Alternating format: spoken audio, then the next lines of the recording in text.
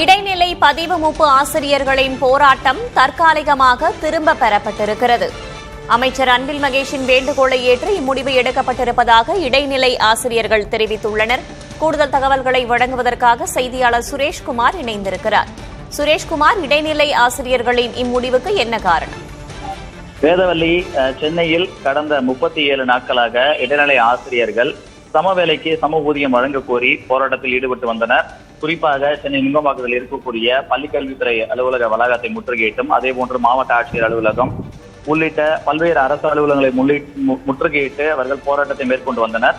இந்த நிலையில் அரசு தரப்பில் பள்ளிக்கல்வித்துறை அதிகாரிகள், அமைச்சர்கள் என தொடர்ந்து பேச்சுவார்த்தையும் நடத்தி பார்த்தனர். இந்த பேச்சுவார்த்தையில் எந்த முன்னேற்றமும் ஏற்படாத நிலையில் இந்த போராட்டம் என்பது தொடர்ந்து வந்தது. இந்த நிலையில் தமிழகத்தில் அரையாண்டு விடுமுறை முடிந்து பள்ளிகள் திறக்கப்பட்ட போதிலும் இந்த இடைநிலை ஆசிரியர்கள் பள்ளிக்கு செல்லாமல் போராட்டத்தை மேற்கொண்டு வந்தனர்.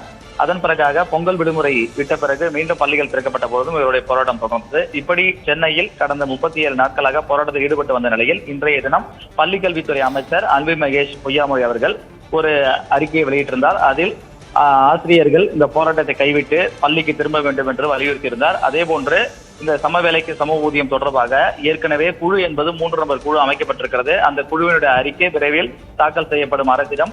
ஆகவே அந்த குழுவினுடைய அறிக்கையின் அடிப்படையில் அடுத்த கட்ட நடவடிக்கைகள் எடுக்கப்படும் என்றும் அமைச்சர் அன்பில் மகேஷ் அவர்கள் தெரிவித்திருந்தார். இந்த அறிக்கையை ஏற்று தற்போதைய நிலையில் போராட்டத்தில் ஈடுபட்டு வந்த இடைநிலை பதிவு ஆசிரியர் இயக்கத்தினர் தங்களுடைய போராட்டத்தை தற்காலிகமாக வாபஸ் பெற்றிருக்கிறார்கள்.